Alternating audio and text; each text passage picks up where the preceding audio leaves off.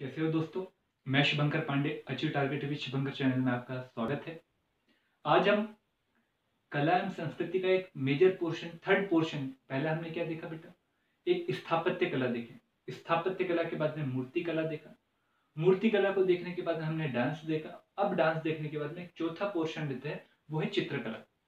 मैं बोर्ड पे ये बातें इसलिए लिख दी है ताकि एक ओवरव्यू जो है वो आपका बन जाए, और ओवरव्यू बनने के बाद में जो 2 से 3 लेक्चर हम चित्रकला के ऊपर लेंगे, वो चित्रकला आपको हमेशा समझ में आए। तो हमें कौन कितना पोर्शन पढ़ना चाहिए, ये एक सिनॉप्सिस के माध्यम से समझ में आ जाता है कि कितना पोर्शन हमें पढ़ना चाहिए और कौन कौन से पोर्शन को पढ़ना चाहिए। तो प्रश्न कैसे पूछे गए, वहां से हमें सिनॉप्सिस बनाना पता चलता है कि प्रश्न कैसे पूछे गए। तो सबसे पहले प्रश्नों का अध्ययन करो, उसके बाद में अपने आप पता चल जाता है कि हमें कितने एरिया को कवर करना है। तो चित्रकला के ऊपर जो बेसिकली प्रश्न जो पूछे उन्होंने, तो यदि हम यूपीएससी के हिसाब से लेकर चले तो वहां पर उन्होंने ऑब्जेक्टिव के हिसाब से प्रश्नों को पूछा है। ऑब्जेक्टिव के हिसाब से मतलब कहने का तात्पर्य यह है कि उन्होंने प्रश्न पूछा है जो पीटी में पूछा है, वहां पर उन्होंने कई सारे चित्रकारों के और उस समय की चित्रकला की विशेषताओं को तुलनात्मक अध्ययन करते हुए पूछा कि भैया हड़प्पा कालीन चित्रकला में क्या आपको मनुष्य के चित्र दिखाई देते हैं, क्या मनुष्य के चित्र दिखाई देते हैं, तो आपको पत्थरों पर दिखाई दे रहे हैं कि मुद्राओं पर दिखाई दे रही है। तुलनात्मक अध्ययन करते उसने भीमबेटका के साथ में पूछा था। तो वहां पर प्रश्न जब ऐसे पूछे तो आपको यहाँ पर ध्यान में रखना है कि हमें तुलनात्मक अध्ययन वाले प्रश्न को भी देखना है। साथ में ये भी देखना है कि उन्होंने स्पेसिफिक नाम लेकर पूछा, मतलब आपको चित्रकला की केवल विशेषता नहीं पता होना चाहिए, स्पेसिफिक चित्रकला की विशेषता भी पता होना चाहिए, चाहे कोई भी क्षेत्र हो। दूसरी बात, उसने चित्रकारों के नाम भी पूछे, और चित्रकारों के नाम पूछने के साथ में कोशिश ये रही जो स्टेट लेवल के एग्जामिनर के, उन्होंने कभी कभार प्रश्नों को इस प्रकार से भी पूछा है कि हमें उस फलाना चित्रकार की विशेषताओं को बताइए और उसकी विशेषता को बताते हुए वर्तमान में उसका प्रभाव बताइए। साथ में कभी कभार अमूर्त रूप में भी पूछता है कि भैया चित्रकला किस प्रकार से समाज को अभिव्यक्त करती है। आपसे ये भी प्रश्न पूछा जा सकता है। तो ये पूछे गए हुए प्रश्न, तो इससे समझ में आया था कि चित्रकला एक महत्वपूर्ण कहीं ना कहीं स्रोत है इतिहास को लिखने का, समाज को जानने का, राजनीति को जानने का। क्योंकि मैं आपको प्राचीन काल, मध्यकाल और आधुनिक काल, इन सब के विषय में चित्रकला का एक छोटा सा ओवरव्यू दूंगा। अगले 2-4 लेक्चरों में मैं चित्रकला के हर पॉइंट को अच्छे से डिस्क्राइब करके बताने की कोशिश करूंगा। पर आप यदि आप चित्रकला पढ़ोगे तो चित्रकला पढ़ने के सबसे पहले आपको तत्व पढ़ना पड़ेगा कि चित्रकला में कौन कौन से तत्व रहते हैं, क्या क्या बातें रहती हैं, किस चीजों से चित्रकला बनती है। मतलब ये नहीं कि रंग वगैरह, रंग तो रहते हैं, परंतु क्या रहता है, शरीर, शरीर का अंकन किया जाता है, शरीर का अंकन किया जाता है, उसे कुछ चीजों के माध्यम से बताया जाता है। फिर कभी कभार क्या होता है, कोई चित्र एकदम गम में है, कि कोई चित्र बहुत खुशी में है, कोई चित्र प्रेम भाव में है, कोई चित्र विरह भाव में है। तो ये सब चीजें जो रहते हैं वो तत्व कहलाते हैं चित्रकला के। हम 5 से 6 तत्व देखेंगे। वो 6 तत्व कौन कौन से, उन पर हम चर्चा करेंगे। कभी कभार प्रश्न पूछा गया है कि चित्रकला के प्रमुख तत्वों का वर्णन कीजिए, तो हम वहां पर 6 से 7 तत्व, 5 से 6 तत्व है वो देखेंगे। उसके बाद में एक बड़ा प्रश्न पूछता है वो कि भारतीय चित्रकला का आप वर्णन कीजिए या भारतीय चित्रकला की विशेषताओं को बताइए।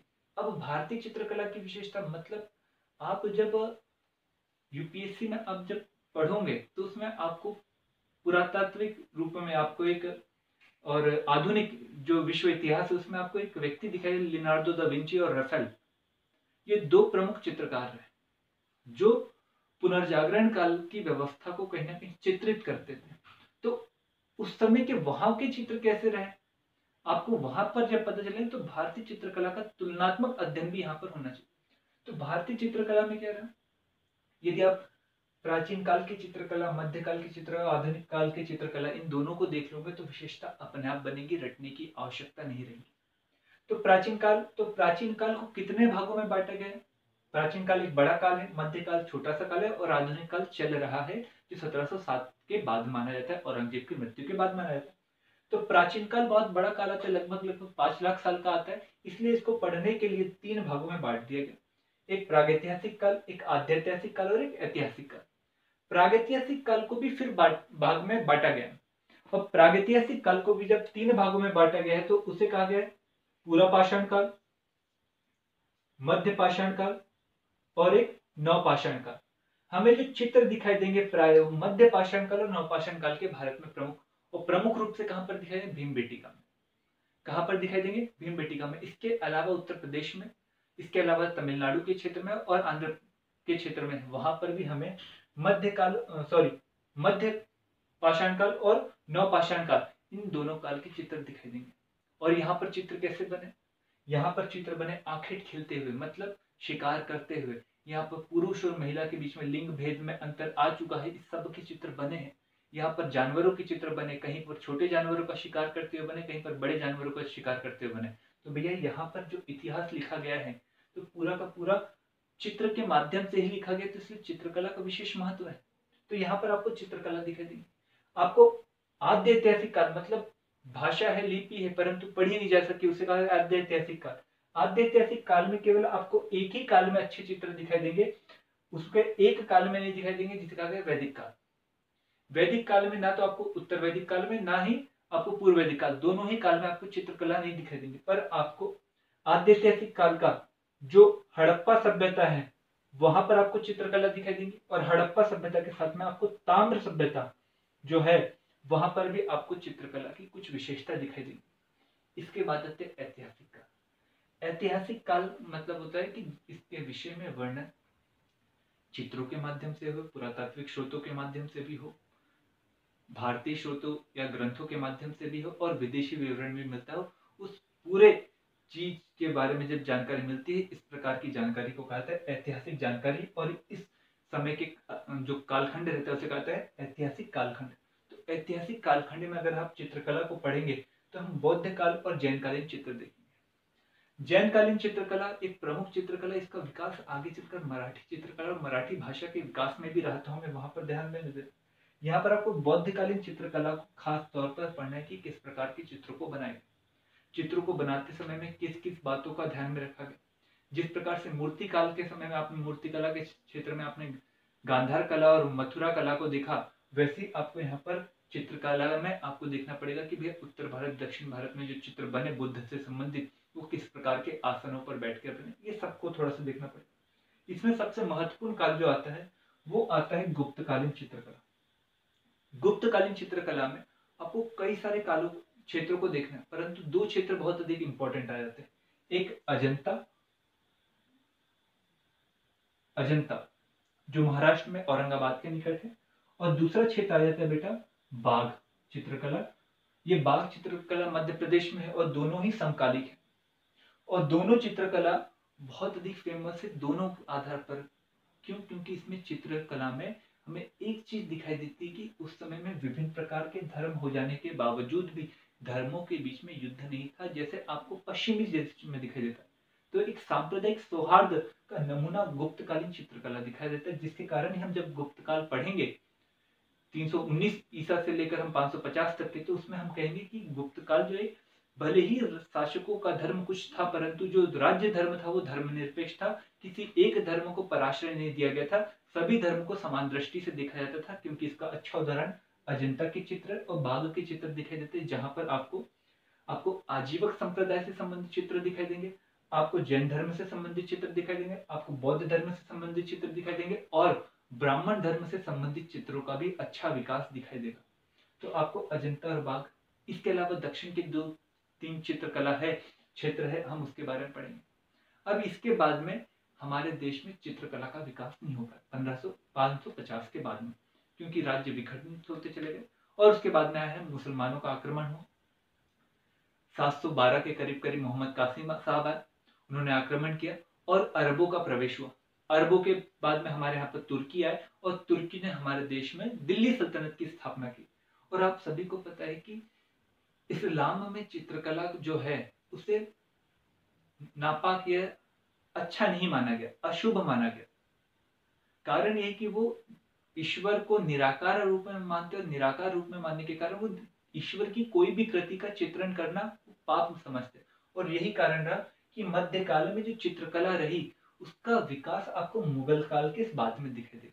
मुगल काल और मुगल काल के बाद में दिखाई देगा, ना कि दिल्ली सल्तनत के समय। मतलब जो स्थापत्य कला का विकास आपको मध्यकाल में दिल्ली सल्तनत के समय में भी दिखाई दे रहा था, परंतु आपको यहाँ पर जो मध्यकालीन चित्रकला है, यहाँ पर आपको विकास मुगल काल और मुगल काल के बाद में दिखाई देगा। उसके कई सारे चित्रकार भी रहे, जिसमें आपको शासकों के नाम के आधार पर पढ़ना है। जैसे आपने स्थापत्य कला पढ़ी थी कि आपने बाबर पढ़ा, आपने हुमायूं पढ़ा, उसके बाद में आपने अकबर, जहांगीर, शाहजहां, औरंगजेब।